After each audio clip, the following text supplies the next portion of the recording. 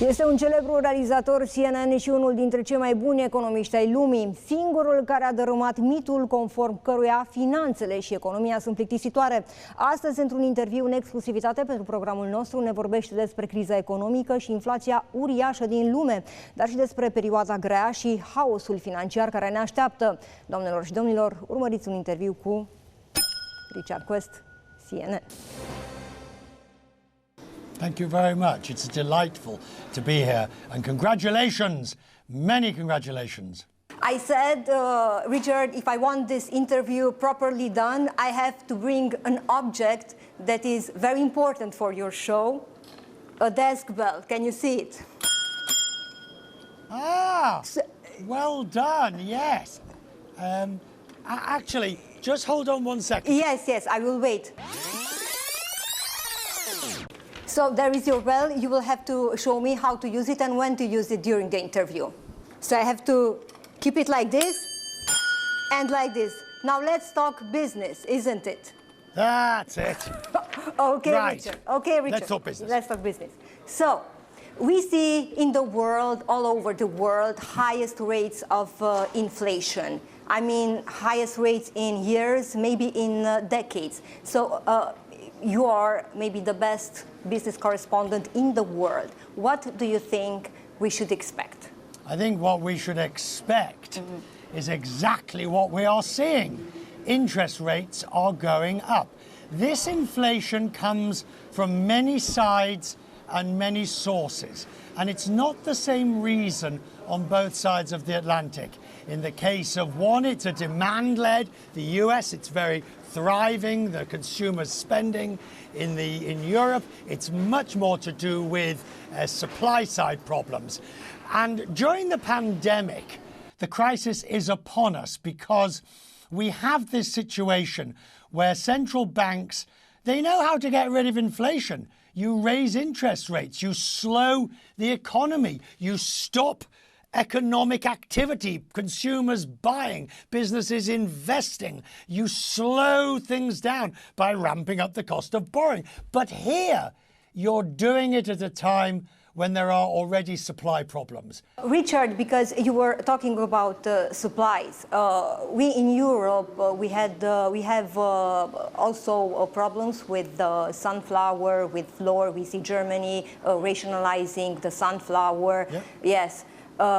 It is also a consequence of the war in Ukraine. Could we also face a food crisis in Europe?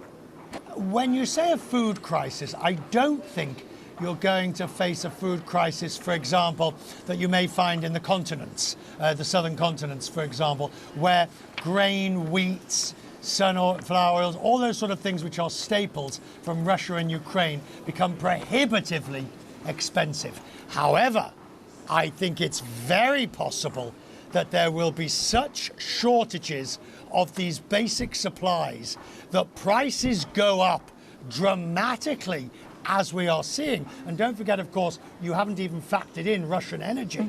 If the EU bans Russian oil and then subsequently gas in the future, that'll push the price higher. So a food crisis, yes, but I think it comes in Europe from poverty levels. I think it comes from nutritional issues. I think it comes from the fact people can't afford to buy the food they need, and therefore food banks, government support, all these sort of things which pushes up the costs of government. We're in a real mess here, Anna. I don't want to be too negative and too depressing on your birthday, but we are in an economic mess. European Union and also the allies are trying to impose sanctions on Russia. Do you think they work? Do you think Russian economy will survive them? Good question. It depends who you ask. If you ask the Biden administration and Johnson and van der Leyen, they'll say yes, they are slow to work, but they do throttle the Russian economy in the fullness of time. Vladimir Putin says no. Vladimir Putin says they are not having the effect. He's wrong. He's actually wrong. The Russian economy is likely to contract by 15 to 20% this year. That is dramatic. It will continue to contract if the West ratchets up the sanctions and starts to include, for instance, oil and then gas. But it's not a single shot. It's not a golden answer. It's not a simple solution, because sanctions hurt both sides of the economic equation. And the issue is, who do they hurt most and who do they hurt more? At the moment, it seems to be the Russians, and that's what they're intended to do. Because this is the main question now when they are preparing to ban oil imports and also maybe in the future gas imports. Is there a possibility that Europe can wean itself off Russian oil or gas in the future? Depends, again, it depends if you talk to, listen to Viktor Orban of Hungary, and he says no. He says it's impossible. It will kill the Hungarian economy. But if you look at Germany, they say they have made strides, so they can wean themselves off Russian oil. Gas is the big problem, because gas has to be delivered in different ways. It's not easy. It's pipelines. It can't just be brought in without big LNG terminals that have to be built, which are being built in Baltic and in Germany. So I think that, Anna, you've got to look at it this way. On the one hand, they desperately want to hurt Russia as much as possible economically.